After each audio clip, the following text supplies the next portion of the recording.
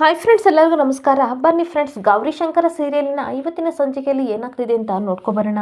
ಅದಕ್ಕೂ ಮುಂಚೆ ಯಾರೆಲ್ಲ ನನ್ನ ವಿಡಿಯೋ ನೋಡ್ತಾ ಇದ್ದೀರಾ ಫ್ರೆಂಡ್ಸ್, ಅವರೆಲ್ಲ ಪ್ಲೀಸ್ ಪುಟ್ಟದೊಂದು ಲೈಕ್ ಮಾಡಿ, ಹಾಗೆ ಫಾಲೋ ಮಾಡೋದನ್ನ ಮರಿಬೇಡಿ. ಬನ್ನಿ ಸ್ಟಾರ್ಟ್ ಮಾಡೋಣ. ಫ್ರೆಂಡ್ಸ್, ಮೊದಲಿಗೆ ಇಲ್ಲಿ ಭುವಿ ಕೇಳ್ತಾ ಇರ್ತಾಳೆ, ಅಲ್ಲ ಬ್ಯಾಡ್ ಬಾಯ್, ನಾನು ಯಾವಾಗಲೂ ರೌಡಿ ಬೇಬಿ ಅಂತ ಕರಿತಾ ಇದ್ದೆ, ಆದರೆ ನೀನು ಊಟಿಗೆ ಹೋಗಿ ಬಂದಾಗಿಂದಲೂ ಚಿನ್ನ, ಕಂದ, ಮಗಳೇ ಅಂತ ಕರಿತಾ ಇದೀಯಾ. ಅಮ್ಮ ಕರೆದಂಗೆ ಕರಿತಿದೆಯಲ್ಲ, ಯಾಕೆ, ಏನು ಹೇಳು ಅಂತ ಕೇಳ್ತಾ ಇದ್ರೆ ಶಂಕರ ಮಾತ್ರ ಏನು ಮಾತಾಡೋಕ್ಕಾಗದೆ ಹಾಗೆ ಸೈಲೆಂಟಾಗಿ ಕೂತ್ಕೊಬಿಡ್ತಾನೆ. ಹಾಗೆ ನನ್ನ ರೌಡಿ ಬೇಬಿ ಅಂತ ಯಾವಾಗಲೂ ಮುದ್ದು ಮಾಡ್ತಾ ಇದ್ದೆ, ಆದರೆ ಈ ನಡುವೆ ತುಂಬ ಕ್ಲೋಸ್ ಆಗಿದೆಯಾ, ಯಾವಾಗಲೂ ಮಗಳೇ ಕಂದ ಅಂತ ಮತ್ತೆ ಅಮ್ಮನ ಥರ ಕರಿತಾ ಇರ್ತೀಯಾ, ಪ್ಲೀಸ್ ಏನಾಗಿದೆ ನನಗೆ ಹೇಳು ಬ್ಯಾಡ್ ಬಾಯ್ ಅಂತ ತುಂಬ ರಿಕ್ವೆಸ್ಟ್ ಮಾಡ್ಕೋತಾ ಇರ್ತಾಳೆ. ಹಾಗೆ ಮಾತಾಡ್ತಾ ಇರಬೇಕಾದ್ರೆ ಪೊಲೀಸ್ ಬಂದೇ ಬಿಡ್ತಾರೆ. ಏನು ಬ್ಯಾಡ್ ಬಾಯ್, ಪೊಲೀಸ್ ಬಂದ್ರ ಅಂತ ಅಂದಾಗ ಹ್ಞೂ ಅಂತ ಈ ಕಡೆ ಶಂಕರ ಆಕ್ಷನ್ ಮಾಡ್ತಾ ಇರಬೇಕಾದ್ರೆ ಮಾತನ್ನ ಭುವಿ ಚೇಂಜ್ ಮಾಡ್ತಾ ಇರ್ತಾಳೆ. ಏನು ಗೊತ್ತಾ ಅಂಕಲ್, ಈ ಕಾಲದಲ್ಲಿ ರೋಡೇ ಸರಿ ಇಲ್ಲ, ನಾನು ನಮ್ಮಪ್ಪ ಅಮ್ಮ ನಡ್ಕೊಂಡು ಹೋಗ್ತಾ ಇದ್ವಿ, ಅಮ್ಮ ಹೇಳಿದ್ಲು ಲೆಫ್ಟ್ ಸೈಡ್ ಹೋಗೋಣ ಅಂತ, ಹಾಗೆ ಬರ್ತಾ ಬರ್ತಾ ನಾನು ರೈಟ್ ಸೈಡ್ಗೆ ಬಂದೆ, ಅಂದಮೇಲೆ ರೋಡ್ದೇ ತಾನೇ ತಪ್ಪು, ನಿಮಗೂ ಈ ಥರ ಒಂದೊಂದ್ಸಲ ಕನ್ಫ್ಯೂಸ್ ಆಗುತ್ತಲ್ವಾ ಅಂತ ಅಂದಾಗ ಶಂಕರ ಬಾಯಿ ಮೇಲೆ ಬೆರಳಿಟ್ಕೊಂಡು ತನ್ನ ಮಗಳು ಇಷ್ಟೆಲ್ಲ ಮಾತಾಡ್ತಾನೆ ಅಂತ ಆಶ್ಚರ್ಯದಿಂದ ನೋಡ್ತಾ ಇರ್ತಾನೆ. ಹಾಗೆ ಇನ್ನೊಂದು ಕಡೆ ಪೊಲೀಸ್ ಹೇಳ್ತಾ ಇರ್ತಾರೆ, ನೋಡು ಪಾತ್ರ, ಆ ಥರ ಎಲ್ಲ ನೀನು ಮಾತಾಡಬಾರ್ದು, ಅಪರಾಧಿ ಹತ್ರ ನೀನು ಆ ಥರ ಎಲ್ಲ ಮಾತಾಡಬಾರ್ದು ಅಂತ ಅಂದಾಗ, ಅಲ್ಲೋ ಎಕ್ಸ್ಕ್ಯೂಸ್ ಮೀ, ನನ್ನ ಹೆಸರು ಪಾತ್ರ ಅಲ್ಲ ಕ್ಲಿಯೋ ಪಾತ್ರ ಅಂತ ಅಂದಾಗ ಏನೋ ಒಂದು ಪಾತ್ರ ಅಂತ ಹೇಳ್ತಾ ಇರ್ತಾನೆ. ಇವರು ಜಸ್ಟು ಅಪರಾಧಿ ಅಲ್ಲ, ಇವರು ಜಸ್ಟು ಆರೋಪಿ ಅಂಕಲ್, ನೀವು ಆ ರೀತಿ ಎಲ್ಲ ಕರಿಬೇಡಿ ಅಂತ ಹೇಳ್ತಾ ಇರ್ತಾಳೆ.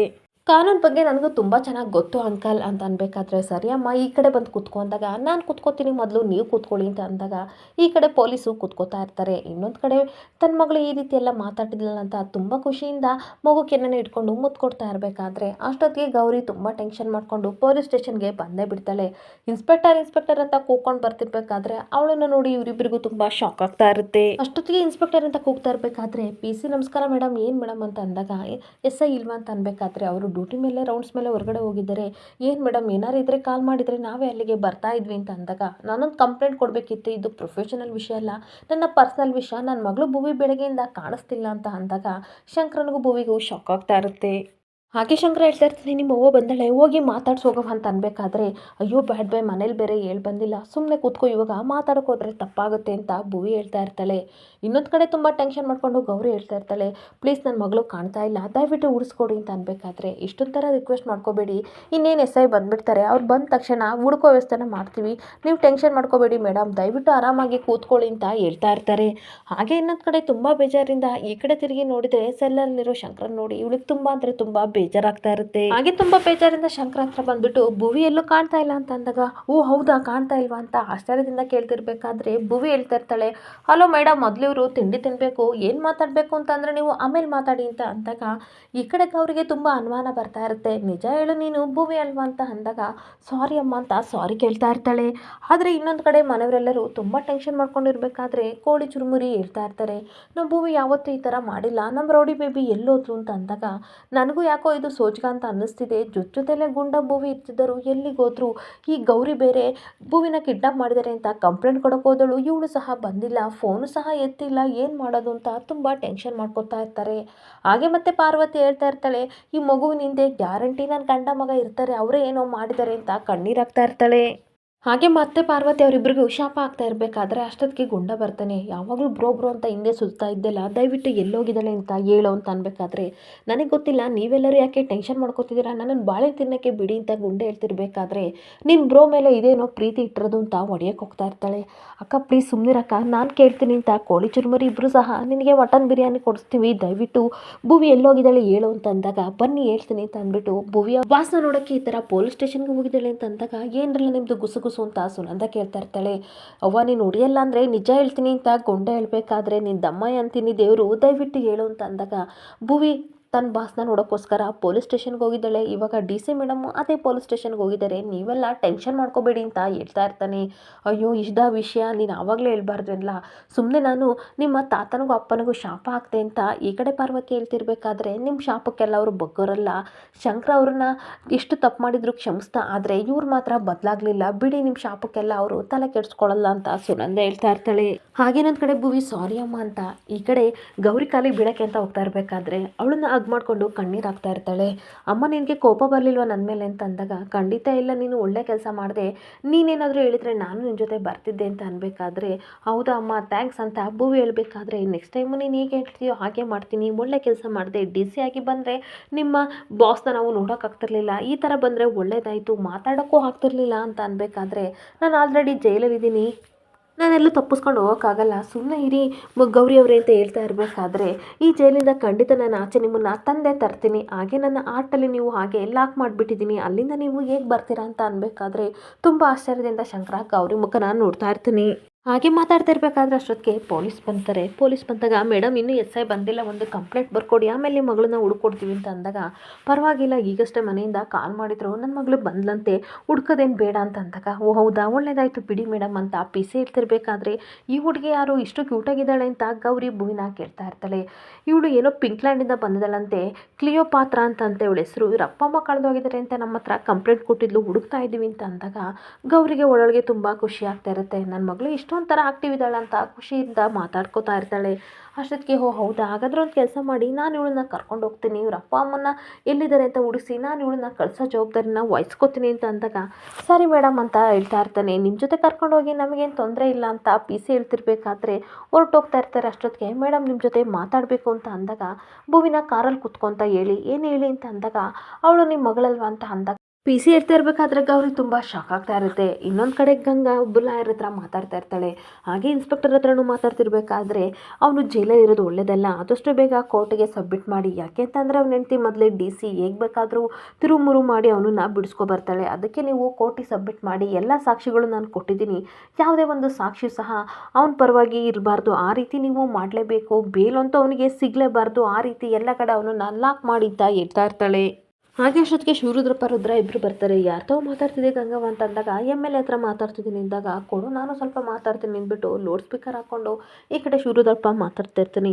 ಏನಪ್ಪ ಎಮ್ ಎಲ್ ಎ ಚೆನ್ನಾಗಿದೆಯಾ? ಎಮ್ ಎಲ್ ಎ ಅಂತಂದಮೇಲೆ ಚೆನ್ನಾಗಿರ್ತೇ ಬಿಡು, ಯಾಕೆ ಅಂತಂದರೆ ಆ ಸೀಟಲ್ಲಿ ನಾನು ಕೂತ್ಕೋಬೇಕಿತ್ತು, ಎಲ್ಲನೂ ಸಹ ಆ ಗೌರಿ ಹಾಳು ಮಾಡಿದ್ಲು, ನಾನು ಕೂತ್ಕೊಂಡ್ರೇನು ನೀನು ಕೂತ್ಕೊಂಡ್ರೇನು, ಒಂದು ಕೆಲಸ ಮಾಡು, ಆ ಶಂಕರ ಜೈಲಲ್ಲಿ ಇದ್ದಿದ್ದು ಸಾಕು, ಈಗ ಹೊರಗಡೆ ಕರ್ಕೊಬಾ, ನಾವೇ ಒಂದು ಲಾರಿನ ಕರೆಸಿ ಅವನನ್ನ ಆಕ್ಸಿಡೆಂಟ್ ಮಾಡಿ ಸಾಯಿಸ್ಬಿಡೋಣ ಅಂತ ಅಂದ. ಗಂಗನಿಗೆ ತುಂಬ ಖುಷಿ ಆಗ್ತಾ ಇರುತ್ತೆ. ಅದೆಲ್ಲ ಆಗಲ್ಲ ಅಂತ ಹೇಳ್ಬೇಡ, ಏನೋ ಒಂದು ಹಳೆ ದ್ವೇಷಕ್ಕೆ ಯಾರೋ ಏನೋ ಮಾಡಿದ್ದಾರೆ ಅಂತ ಅನ್ಕೋತಾರೆ, ನೀನು ಇದಕ್ಕೆಲ್ಲ ತಲೆ ಕೆಡಿಸ್ಕೋಬೇಡ, ನಾನು ಕೊಟ್ಟಿರೋ ಪ್ಲಾನ್ ವರ್ಕ್ ಆಗುತ್ತೆ ಅಂತ ಅನ್ಕೊಂಡಿದ್ದೀನಿ, ಬೇಕಾದ್ರೆ ಹೇಳಿ, ಇನ್ನು ಬೇಜಾನ್ ಐಡಿಯಾನ ನಾನು ಕೊಡ್ತೀನಿ ಅಂತ ಶಿವರುದ್ರಪ್ಪ ರುದ್ರ ಹೇಳ್ತಾ ಇರ್ತಾರೆ.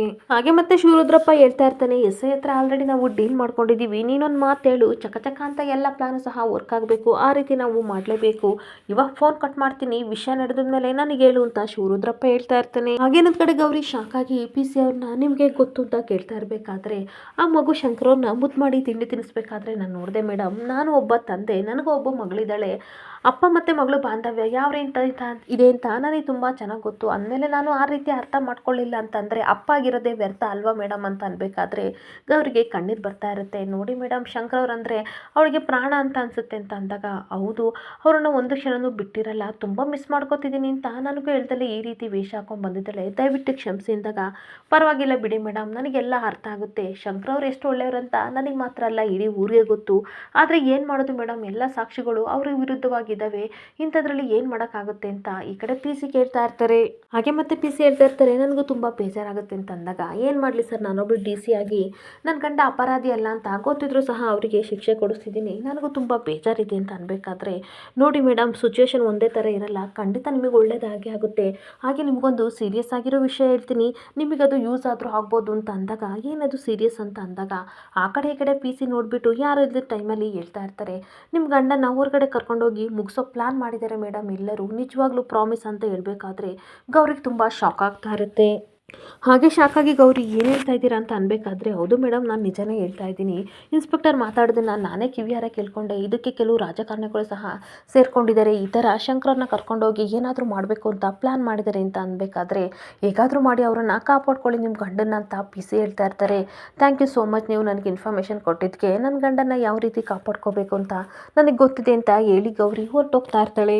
ಹಾಗೆ ಮತ್ತೆ ವಾಪಸ್ ಬಂದು, ನಾನು ಬರೋವರೆಗೂ ನನ್ನ ಗಂಡನ ಚಪ್ಪನ ನೋಡ್ಕೊಳ್ಳಿ ಅಂತ ಹೇಳಿ ಹೋಗ್ತಾ ಇರ್ತಾಳೆ. ಇನ್ನೊಂದು ಕಡೆ ಇನ್ಸ್ಪೆಕ್ಟರ್ಗೆ ಈ ಕಡೆ ರುದ್ರ ಕಾಲ್ ಮಾಡಿ ಹೇಳ್ತಾ ಇರ್ತಾರೆ. ಆದಷ್ಟು ಬೇಗ ಅವನನ್ನು ಶಿಫ್ಟ್ ಮಾಡಲ ಅಂತ ಅನ್ಬೇಕಾದ್ರೆ ಅಷ್ಟು ಸುಲಭ ಅಲ್ಲ, ಎಲ್ಲ ಡಿಪಾರ್ಟ್ಮೆಂಟರು ಇಲ್ಲೇ ಇದ್ದಾರೆ, ಅವ್ರು ಕಣ್ ತಪ್ಪಿಸಿ ನಾನು ಬೇರೆ ಪೊಲೀಸ್ ಸ್ಟೇಷನ್ಗೆ ಕರ್ಕೊಂಡು ಹೋಗ್ತಿದ್ದೀನಿ ಅಂತ ಏನೋ ಒಂದು ಹೇಳಿ ಶಂಕರನ್ನ ಕರ್ಕೊಬರ್ಬೇಕು ಅಂತ ಅಂದಾಗ ಬೇಗ ಕರ್ಕೊಬರಲ್ಲ, ಇಲ್ಲಾಂದರೆ ನಾವು ಮಾಡಿರೋ ಪ್ಲ್ಯಾನೆಲ್ಲ ಎಕ್ಕುಟ್ಟೋಗುತ್ತೆ. ನೋಡು ಎಸ್ ಐ, ಒಂದು ಕೆಲಸ ಮಾಡು, ಅವನು ಸಾಮಾನ್ಯದನ್ನೆಲ್ಲ ಗೂಟ ಬಿಡ್ಕೊಂಡು ಕೂತಿರೋನು, ಒಂದು ಕೆಲಸ ಮಾಡು, ಕೈ ಕಾಲಿಗೆಲ್ಲ ಏನೇನಾಗುತ್ತೆ ಅದನ್ನೆಲ್ಲ ಹಾಕ್ಕೊಂಡು ಎಳ್ಕೊಂಡು ಅವನನ್ನು ಕರ್ಕೊಬ ಅಂತ ರುದ್ರ ಹೇಳ್ತಾ ಇರ್ತಾನೆ. ಹಾಗೆ ಮತ್ತೆ ಎಸ್ ಐ ಹೇಳ್ತಾ ಇರ್ತಾನೆ, ಅವನು ಮದ ಹತ್ತಿರೋ ಆನೆ ಆಗಿದ್ರು ಸರಿ, ಹಾಗೆ ಚಿರತೆ ಆಗಿದ್ರು ಸರಿ, ಅವನನ್ನ ಯಾವ ರೀತಿ ಪಳಗಿಸ್ಬೇಕಂತ ನನಗೆ ತುಂಬ ಚೆನ್ನಾಗಿ ಗೊತ್ತು. ಆಲ್ರೆಡಿ ಜೈಲಲ್ಲಿ ಒಂದು ಪ್ರದರ್ಶನ ಆಯಿತು, ನೀವು ತಲೆ ಕೆಡಿಸ್ಕೋಬೇಡಿ, ಕರ್ಕೊಬರ್ತೀನಿ ಅಂತ ಅಂದಾಗ, ಅಯ್ಯೋ ನನ್ನ ಮಗನೇ ಹುಷಾರು, ಅವನ ಹೆಸರು ಮೊದಲೇ ಶಂಕರ, ಮೂರನೇ ಕಣ್ಣು ಬಿಟ್ಬಿಡ್ತಾನೆ, ಅದಕ್ಕೂ ಮುಂಚೆ ನೀನು ಹುಷಾರಾಗಿ ಬಾ ಅಂತ ಅಂದಾಗ, ನೀವು ತಲೆ ಕೆಡಿಸ್ಕೋಬೇಡಿ, ನನಗೆ ತುಂಬ ಚೆನ್ನಾಗಿ ಗೊತ್ತು ಅಂತ ಹೇಳ್ತಾ ಇದ್ರೆ ಎಸ್ ಐ ಗತ್ತಂದ್ರೆ ಗತ್ತು ಇದು ಅಂತ ಇವರಿಬ್ರು ನಗಾಡ್ತಾ ಇರ್ತಾರೆ. ಹಾಗೆ ಬೇಗ ಅವನನ್ನ ಕರ್ಕೊಬರಲ್ಲ, ನಾವು ಇಲ್ಲಿಂದ ಬರ್ತೀವಿ ಅಂತ ಅಂದಾಗ ಸರಿ ಸರ್ ಅಂತ ಇನ್ಸ್ಪೆಕ್ಟರು ಹೇಳಿ ಫೋನ್ ಕಟ್ ಮಾಡ್ತಾ ಇರ್ತಾನೆ. ಇನ್ನೊಂದು ಕಡೆ ಗಂಗಾ ಹೇಳ್ತಾ ಇರ್ತಾಳೆ, ನಾನು ಜೈಲಲ್ಲೇ ಕೋಳಿನಿ ಅಂತ ಅಂದ್ಕೊಂಡಿದ್ದೆ, ಆದರೆ ನೀವು ಅವನನ್ನು ಮುಗಿಸ್ಬೇಕು ಅಂತ ಪ್ಲ್ಯಾನ್ ಮಾಡಿದ್ದೀರಲ್ಲ, ವೆರಿ ಗುಡ್ ಅಂತ ಅಂದಾಗ, ನೀವು ಹೇಳಿದ್ಮೇಲೆ ಮುಗೀತು ಮೇಡಮರೇ, ನಿಮಗೆ ನೋವು ಕೊಟ್ಟನು ಅವನು ಈ ಭೂಮಿ ಮೇಲೆ ಇರಬಾರ್ದು, ಗೌರಿಗೆ ಟಾಟಾ ಬಾಯ್ ಬಾಯ್ ಅಂತಲೇ ಹೇಳ್ಬಾರ್ದು, ಆ ಥರ ಕಾಯ್ಮ ಉಂಡೆ ಆಗೋಗ್ತಾನೆ ಅಂತ ಎಲ್ಲರೂ ನಗಾಡ್ತಾ ಇರ್ತಾರೆ. ಹಾಗೆ ಇನ್ನೊಂದು ಕಡೆ ಮನೆಯವರೆಲ್ಲರೂ ತುಂಬ ಟೆನ್ಷನ್ ಮಾಡ್ಕೊಂಡಿರ್ಬೇಕಾದ್ರೆ ಇನ್ನು ಗೌರಿ ಮತ್ತೆ ಭೂವಿ ಬರಲಿಲ್ಲ ಅಂತ ಯೋಚನೆ ಮಾಡ್ತಾ ಇರ್ತಾರೆ. ಅಷ್ಟೊತ್ತಿಗೆ ಗೌರಿ ಬಂದಾಗ ಭೂವಿನ ನೋಡಿ ಎಲ್ಲರೂ ಖುಷಿ ಪಡ್ತಾ ಇರ್ತಾರೆ.